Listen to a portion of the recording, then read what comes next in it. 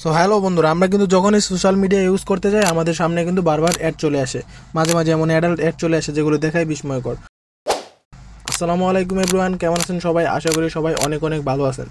So বন্ধুরা, আমি আজকে দেখাবো কিভাবে আপনাদের ফোনে যে বিরক্তকর অ্যাডগুলো আসে বা যে কোনো সোশ্যাল মিডিয়াতে গেলে বা অফলাইন কোনো অ্যাপে চলে গেলেও কিন্তু আমাদের সামনে অ্যাড শো হয়ে যাচ্ছে।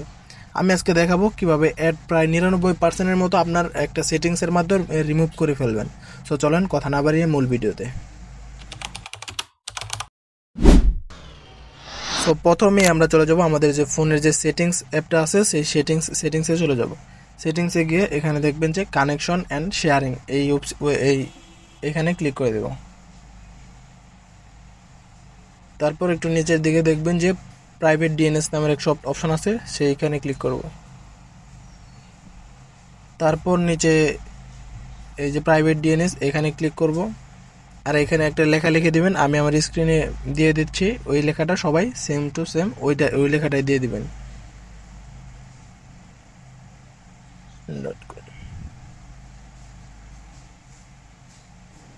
লেখা দেওয়া হয়ে গেলে উপরে টিক মার্কে ক্লিক করে দেবেন।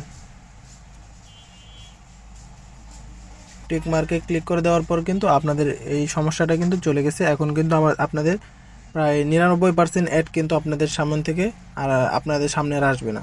সো বন্ধুরা, ভিডিওটা এই পর্যন্তই। কেমন লাগলো আশা করি আপনাদের অনেক উপকারে এসেছে। যদি ভিডিওটা ভালো লাগে চ্যানেলটাকে অবশ্যই সাবস্ক্রাইব করে পাশে থাকা বেল আইকনটি বাজিয়ে দিবেন। ধন্যবাদ।